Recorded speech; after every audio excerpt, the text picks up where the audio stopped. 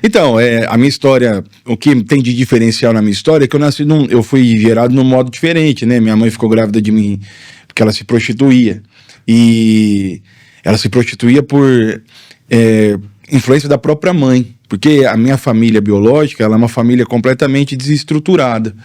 Tanto que uma vez, quando eu futuramente, depois de um tempo, eu conheci minha irmã biológica por pai de pai, ela falou, nossa, aquela família é só pela misericórdia. Então, o meu avô abusava sexualmente da minha mãe biológica e que eu sei, né, que eu saiba, eles têm 4 filhos, então ele tinha 2 filhas e 2 filhos, 2 homens e 2 mulheres, então pelo menos a minha mãe biológica e a minha tia biológica, né, a minha genitora e a minha tia eram abusadas sexualmente pelo próprio pai. A minha avó, ela tinha o hábito de incentivar as meninas a se prostituírem para trazer dinheiro dentro de casa e até incentivava também, se ficasse grávida, que não tivesse o filho, porque afinal de contas hoje tem tantos meios, hoje, né, sempre teve muitos meios de interromper uma gravidez de uma forma mais fácil, é melhor interromper a gravidez do que ter o filho. Só que nós não estamos falando de 2000, nós estamos falando disso, eu nasci em 92, né? Então nós estamos falando disso há 34 anos atrás.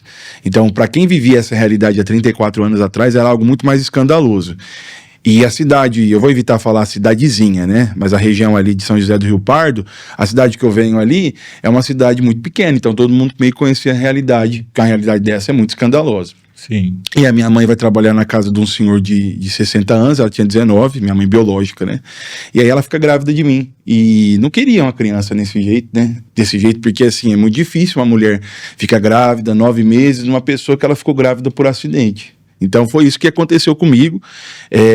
Basicamente, ela teve que morar comigo na rua quando eu nasci, porque ela não tinha estrutura. Não tinha estrutura financeira, material, espiritual, emocional de ficar comigo, e minha avó biológica não queria que eu ficasse lá, na casa dela, porque ela falou, já tinha avisado, né, não é pra você ficar com esse menino, é pra que você vai ficar com uma criança que você não quer ter? Só que ela não quis, porque é muito difícil também pra mulher ter coragem de abortar uma criança.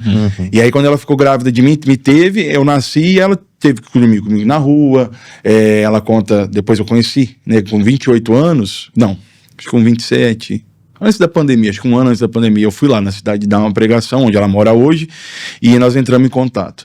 Então, assim, basicamente é isso, né, que eu nasci porque todos nós só nascemos porque Deus queria que a gente nascesse. Mas nesse caso, no meu caso, é uma coisa muito forte, assim, muito, muito latente. Tanto que o meu carisma, né, da comunidade é apresentar também a face de um Deus que ama semelhante a uma mãe. É um amor escandaloso, né? O amor de Deus é escandaloso. O amor de Deus não é um amor comum. Então, assim, ela me dava calmante para me dormir, porque ela não tinha leite para me dar. Então, assim, a minha história é muito marcada. Eu nasci já vivendo muitos desafios, então eu estou acostumado a viver desafios interpessoais com pessoas. Eu sei o quanto as pessoas são boas, mas ao mesmo tempo eu sei o quanto elas podem ser ruins. E com 9 anos de idade eu fiz uma experiência com o Espírito Santo, né? Quando eu fui catequizado pelos meus pais. Meus pais, na verdade, quem eu posso chamar de pai e mãe é meu pai Mário e minha mãe Beatriz. Então, os dois, assim, são meus pais, eles ficaram 10 anos tentando engravidar, não conseguiram. Minha mãe tinha um problema nas trompas, que quando criança era tratado como gastrite, e por conta disso, minha mãe é de uma cidadezinha muito pequena, chamada Guapé, Minas Gerais. Por conta disso, quando ela cresceu, foi tentar ter filho, ficou 10 anos tentando, não podia. E diante daquilo que a igreja ensina, que é os métodos naturais, né, de se ter filho, o padre explicou para ela que a fertilização in vitro, a inseminação artificial não era adequado para um católico, mas deixou ela livre para escolher aquilo que ela queria, porque é uma situação muito complicada. E diante disso, minha mãe resolveu não fazer esses métodos por causa da igreja e por causa de toda a dificuldade, porque você ainda pode gastar, você ainda pode sofrer e ainda por cima não ficar grávida. É uma possibilidade muito grande. E aí, então, quando meu pai decidiu e minha mãe decidiram não fazer, aí o médico que fez o meu parto ligou para os meus pais adotivos, que são meus pais, eu gosto de frisar muito isso, né? Porque não é um pai de segunda classe, nem uma mãe de segunda classe, é pai e mãe. E aí eles ligaram para os meus pais e falaram assim: você quer um menino, né? Vocês querem estar muito tempo lutando para ter filho? E minha mãe falou assim: sim, a gente quer. Meu pai falou, né? Sim, a gente quer. Não perguntou nada, só perguntou do teste do pezinho, que o teste do pezinho é o que fala se a criança tem alguma doença. Eu acho que até a questão de doenças de IST, né?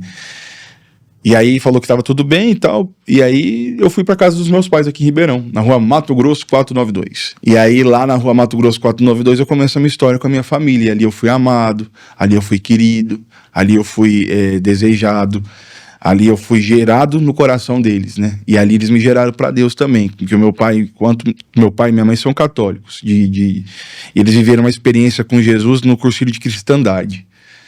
Antigamente, o cursilho de cristandade era um movimento muito conhecido, ainda é. Mas, assim, a experiência deles com Jesus sempre foi da catequese de criança, igreja e tal, mas a experiência forte, assim, pelo que eles relatam, é quando eles viveram o cursilho de cristandade, aqui em Ribeirão.